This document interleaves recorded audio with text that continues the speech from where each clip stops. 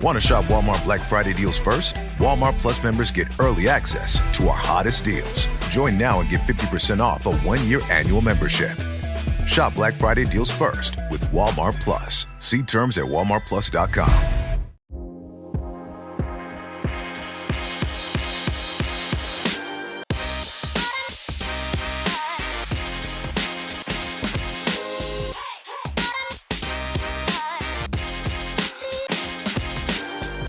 What up, Cal fans? We are back with another episode of the Golden Bearcast, a proud partner of the Blue Wire Podcast Network, official home of the Axe. Once more, I go by the name of Andy. Alongside me is Rob. We are both thrilled to have retained the Axe for another year. And now I'm going to turn it over to Rob to talk about the glorious lore that he loves to go on and on about off camera and off podcast. So now, Rob, will you tell the people about this lore that you continue to say is undefeated this year, considering we're 6-5? I've talked about this with Nam and Avi and all the guys. I think Avi keeps bringing it up that, like, despite the on the field results, I think a lot of the stuff that's happened off the field this year has been absolutely incredible. The community building aspect of what's happened this season has been absolutely incredible. And regarding the big game and like just this week, like there's just been so much stuff that has happened. Like that's not even thinking about like the 2004 team coming back. Like that was wild to see all of them. But yeah, the lore remained undefeated going into this game, and it came out with even more stories and chapters added to the book of the season. Very fair. Now, did you take any pictures like you did of Peja Stojakovic of the 2014? I did. I have pictures of a couple of things that happened at the big game. If you weren't there or if you didn't get there early enough, was that a few weeks ago, Andy, I don't know if you saw this, but I think Morgan Wallen, for one of his concerts a couple weeks ago in Tennessee, did a walkout from the locker room, waiting room with like Peyton Manning and a couple of other folks. Peyton actually was dressed as in full Tennessee like football gear, and they did like a walkout with like a camera following them. They did that with the 04 team, not all of them, but the honorary captains of like Aaron and Deshaun and Jeff MacArthur and Oski. And so you got to see that on the big board screen.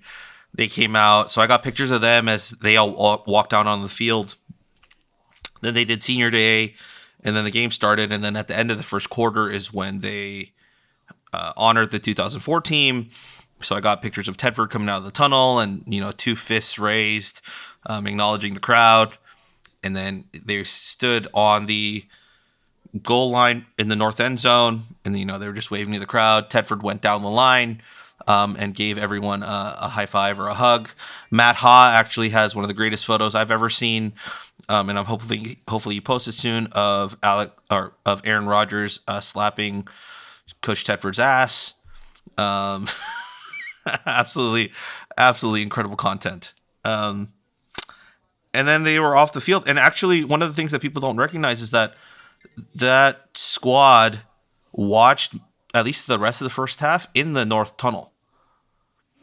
Like, I don't think they told the guys to stay there, but I think the guys were just congregated there and they were just watching the game from there for a little bit. I think they were just soaking it all in, because I heard people that sit like around that tunnel like screaming out like Aaron Rodgers or Deshaun Jackson. I was like, what's going on? And it was like at least a good 5-10 minutes into the second quarter. And I walked around and took a look, and they were just still huddled there, just like hanging out. So I think they were just fully enjoying the vibes. Yeah, there was definitely a point later in the game where Rodgers was walking on the sideline. I spotted him from my section and saw him after it was I think it was like second or maybe even third quarter, like after the half. Yeah. It was great. Yeah. So they were probably I all will around. say, Rob, there was a comment that you made about those that were at the game early enough to see it, or those that weren't there early. Who the hell could get there early? Those lines were so bad. I know you don't have to deal with this, but let me tell you, I lined up to get in the gate.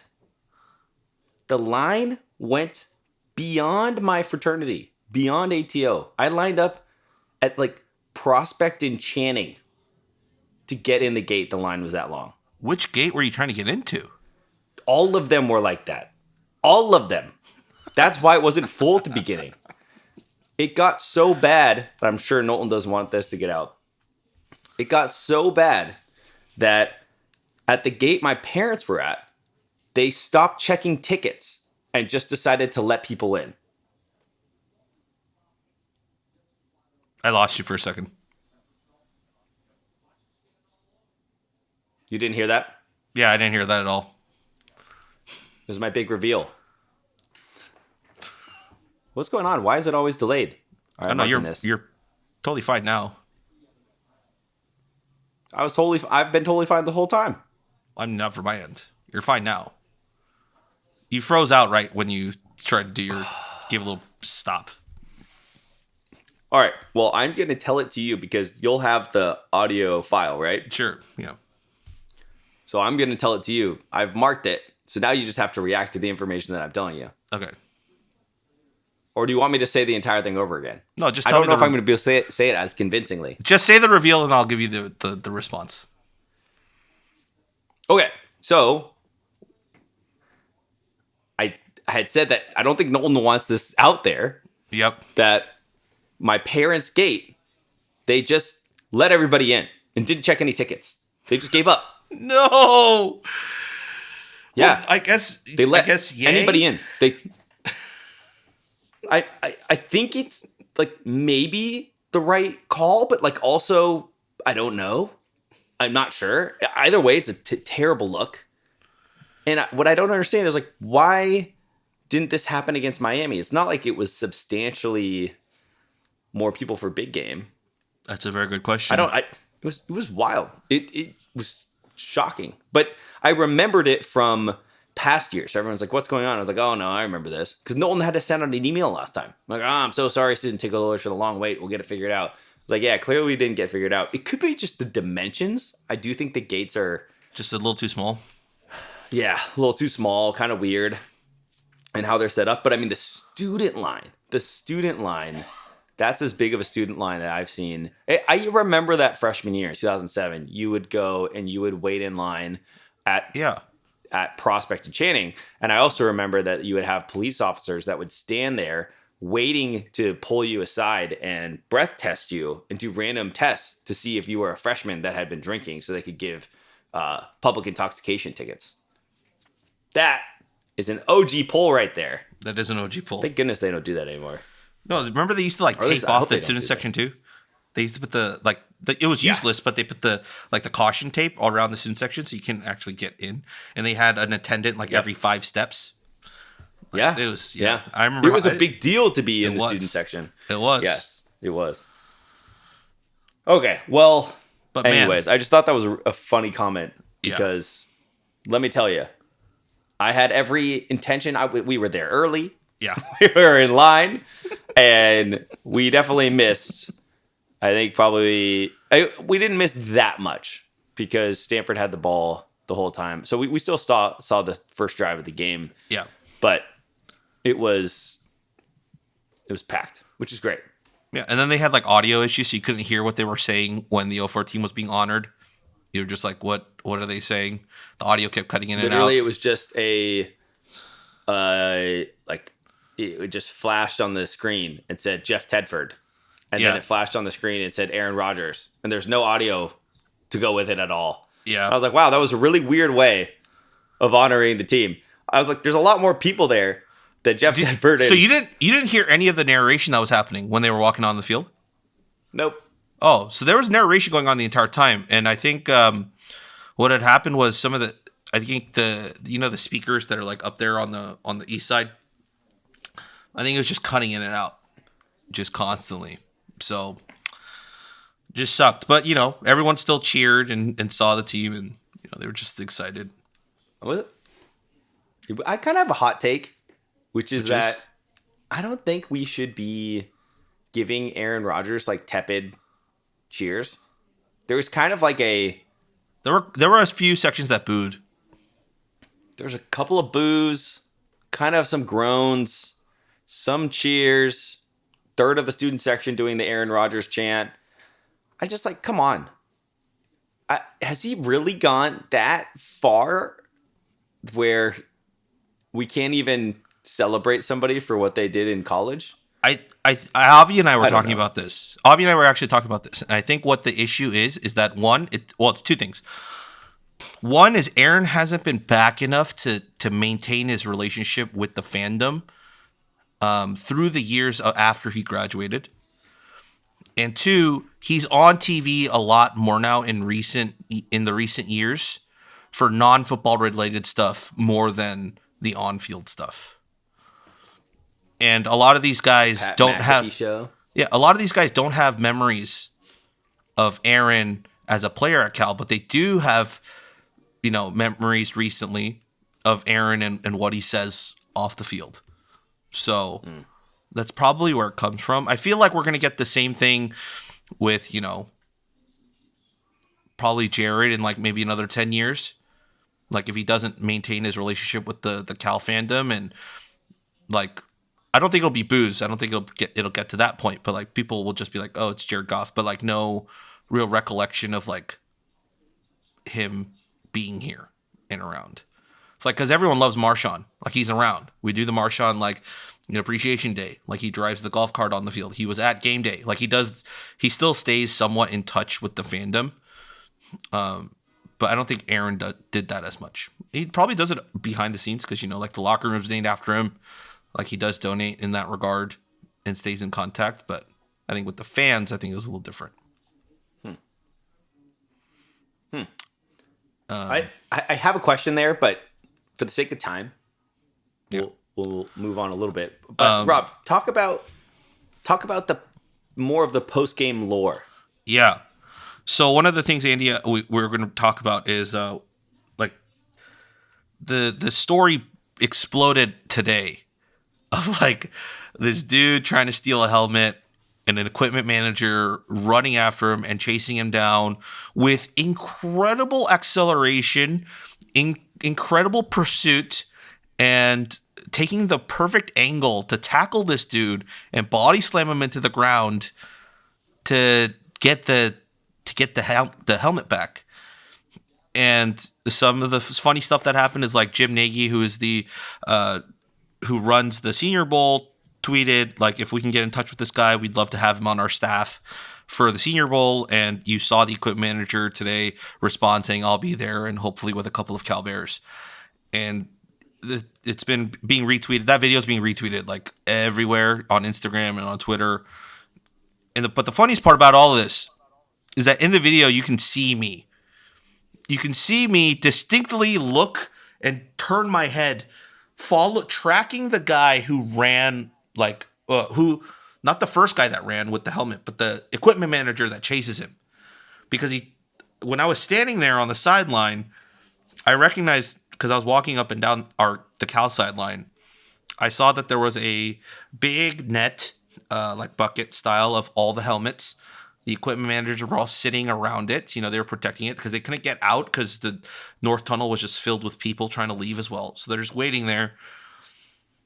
So I noticed that it was there. Anyways, we're standing there. This dude zips by me in front of me. And I just thought it was a dude who just really wanted to get on the field. Literally like a half a second to like a full second later, another dude zips right by. And so my eyes just start to track him. And I look like beyond me towards the south end zone, and through the mass of people, like you see this like shimmering gold thing. And then all of a sudden you hear like the oohs and ahs because he's being tackled. And then you see one of the equipment managers running back with the helmet. And I was like, I put two and two together. I'm like, oh, that dude stole a helmet and he tried to get away. And they found him and they tackled him. What's incredible in that video is how much, not just the guy that's chasing, but the guy who actually stole the helmet, none of them get tripped over despite the sheer amount of people that they're running through. Like they were pretty good at navigating through, and it was really impressive. And the video footage looks like the play. It looks like it's like grainy CCTV footage, right? So like you can't really make out people's faces or anything like that. And so like it's just another part of the big game history in Berkeley. But that story is absolutely incredible. I have so much pride with that story as being a former equipment manager and knowing that had that situation happened, I know a couple of the guys that would have been able to do that, but it certainly wouldn't have been me. I don't think I had the speed to chase down someone like that, let alone the ability to tackle him into the ground. But I mean, I just know my old boss, Ed, would have been smiling ear to ear, so happy. I really think, I don't know. Ed was a tough boss. I could see another world in which he's like, what the hell happened? Because it looks like that helmet is sitting up. Like doesn't look like it's in the bin. It looks like it's on one of the, on the benches, like where they have the helmet. Where you can put the helmet down? Hook. Yeah, on it. Yeah. So it looks like it's still on the hook. So I think it technically should have been off. But the funny thing, too, is like the guy that takes it had an easy route up the stairs. I mean, he was gone. Like, no problem. Like, all he had to do is go up the stairs. Those two guys are facing out to the field. Pop the helmet off, run up the stairs. And then that chase, I mean, up the stairs is way harder. But it's brutal. Going across the field. But when did this happen, Rob? Because, like, it took us so long to get on the field. When could this possibly... There were so many people on the field.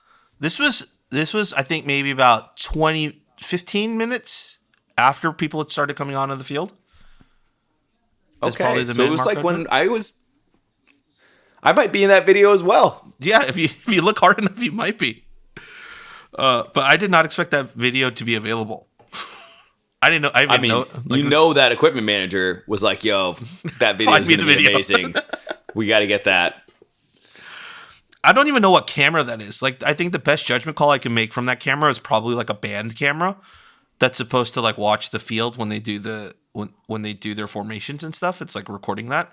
But I don't know. I don't know where that camera is because that's not an all 22 camera. Like, it's not from the end zones. It's from the opposite side of the field. So it's just absolutely incredible.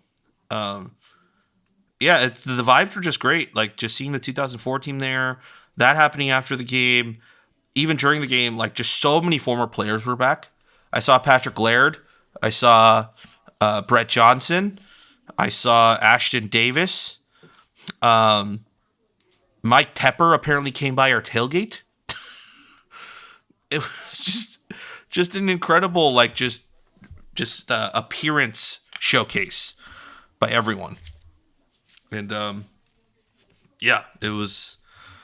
I really thought there was a couple moments I thought we were going to lose, but we didn't. Thank God.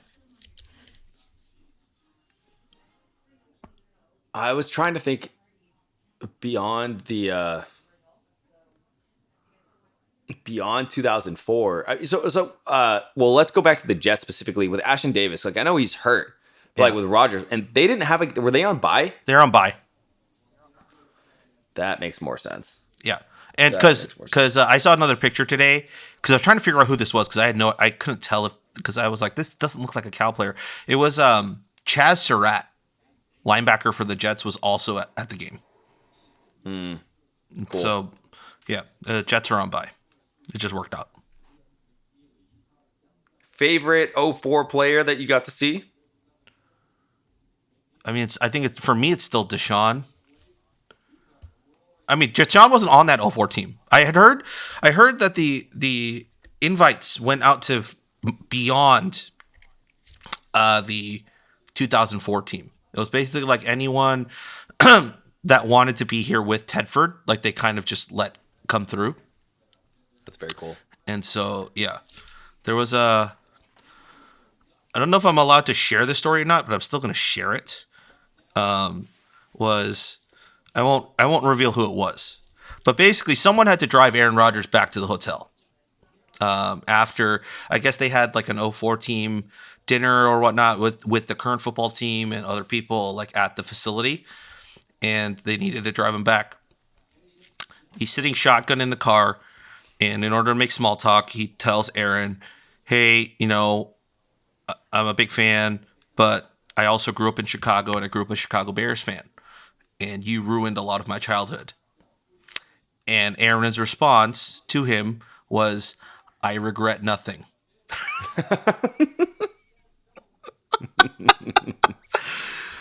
I love it. I love it. Those are the moments that you're just like, that's why we love Aaron Rodgers. Just wow, what a line. I regret nothing. Just absolutely incredible. Yeah, absolutely incredible. But yeah, for me, it's Deshaun. Seeing Deshaun back, he looks like he could still play. Like he still looks fit. And I've seen footage of him like in his podcast with LaShawn McCoy, but he still looks the part. Definitely still looks the part. I saw a picture of Follett. Deshaun rocking a full tracksuit? Kinda, yeah. Yeah. Deshaun looked like, he's like, all right, you look like a player. Some of the others are like, okay, you guys are retired. Yeah, you guys definitely have retired. You guys don't do the 6 a.m. workouts anymore. One of the pictures I was surprised by was Zach Follett. Like he still is in shape, but like you can tell he's aged. And it's funny because like I saw Follett recently though because of the Miami video when he was trying to recruit people to come out. Yeah. But like just seeing him, I think it also puts in perspective for you and me that we're also a little bit older now too, because like these guys will forever be like, when we were 18, 19, these guys will forever be like the guys that were like 20, 21, right? But then we have to realize like at now, you and I are like in our mid 30s. These guys are either above 40 or approaching 40. And so, yeah, the age is starting to show. And I had a little bit of a soft moment when I saw Tedford walk onto the field. And of course, I'm looking through my camera. I'm taking pictures of Tedford. And he's in there with that white quarter zip, Nike, Cal, the plasticky material. Everyone's like, a couple of the guys next to me were like, did we have that in the equipment room or did he still own that after all these years? Like, hasn't even changed color. It's like still pristine white. And Tedford comes out with the 2 fist pumps and I'm taking pictures of him. And, because my lens gets up close, like I can see his, face in his entirety. I'm like, man, it's so cool seeing him back here. Like, I texted Dallas and I was like, Dad's home. But like, you can also tell he's aged. You can tell some of the health issues that have forced him to step away from football has taken a toll on his body. And so it's moments like that where you're like, yeah, like it's been a while. Like time has not stopped for anyone. And but yeah, it was very surreal. Very surreal. The thing with Tedford is, I don't know a lot of people know this, but Tedford would on more than one occasion sleep in his office, and then his exercise would be running around the field. He had a cot, or like he had like one of those like Coleman like pop up like bed type things, and you just sleep in his office with.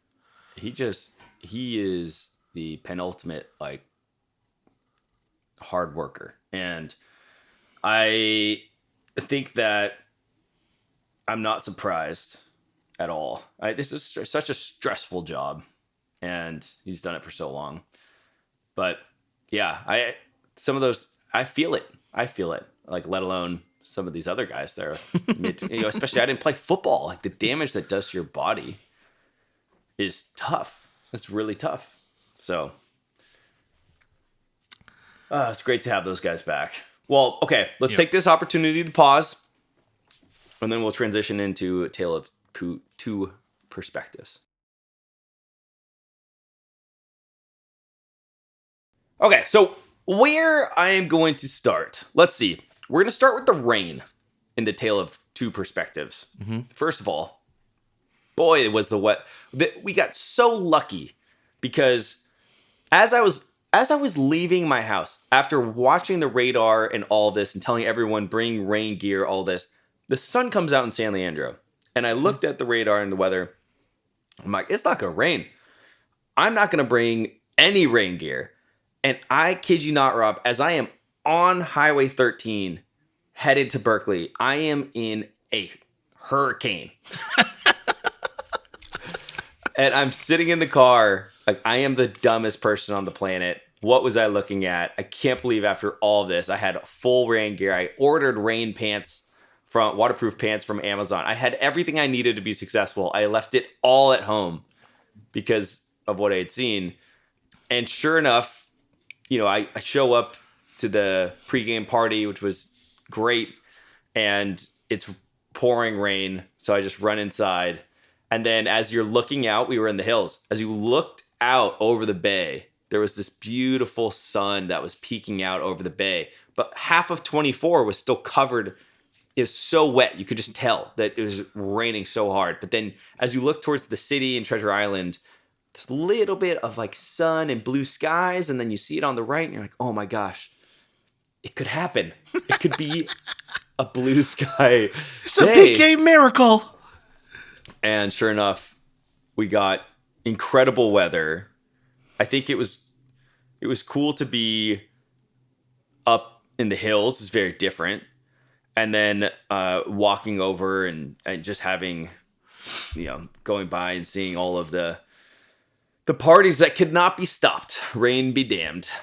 And I think overall it was just great to see everyone. Lots of funny. My father-in-law is like the nicest Cal fan of all time. We ran into so many Stanford people. I don't say anything negative, again, since Stanford is probably the reason why we're in the ACC. Most of my anger is reserved for USC or jokes or anything like that. But I don't say anything outwardly positive. I'm not going out of my way to be like, welcome to Berkeley. And my father-in-law is so nice. He's like, welcome to Berkeley. What did you major in? I was an architecture major. Like so many of these, just so nice. And then these young women were going into the game through I think they were part of a Stanford student section. Okay. And he just jokes and was like, oh, we're in the wrong line. We shouldn't be with y'all. And then says something nice again about, hope you guys have a great time in Berkeley. And I just turned to them and I said, look, you just met the nicest Cal fan you're going to meet all day. And I have no comment. But it was great. It was so much fun just being with family, and you could tell so many people come out and their families come out, and their kids, and they all come from various areas and out of town, and there's just something so special about it that is why I don't miss it as much as I possibly can every single year. It's almost like a big homecoming. Mm-hmm. What was your pregame like?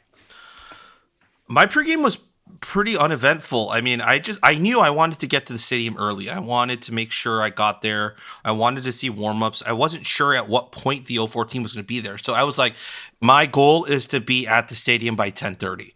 Like, it gives me about 15 minutes to get ready and get all my gear ready.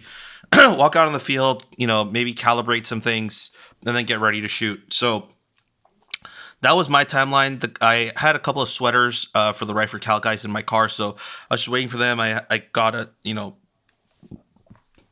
coffee and a sandwich and was just eating and waiting for them. Came by, they grabbed their stuff, and then I headed up to the stadium. And when I was walking up to the stadium, it was drizzling a little bit, and I'm like, damn it, am I going to have to use my rain gear? But like we get to the stadium, and then I leave my stuff in the photo room. I just wanted to walk out on the field a little bit and take it all in and say hi to some of the players that I know as they're warming up and doing that. And there's just a little bit, it's like someone painted the sky. It was so blue with a little bit of clouds here and there, just slowly shifting through the sky. And you see the sunlight, and it's not wet or anything at all. Maybe the stands were, but the field definitely wasn't. And I was like, oh, this is going to be great. And so I went back in, got my camera stuff, got ready, came back out, and I'm taking some pregame photos. And I'm like, these pictures are going to look absolutely stunning. Just absolutely, absolutely beautiful. So that was kind of my 2 hours leading into the game. And then after that, the game started, and I was pretty much locked in for the rest of the game. Did you find yourself emotionally invested in this game the same way or different than other games, I should say.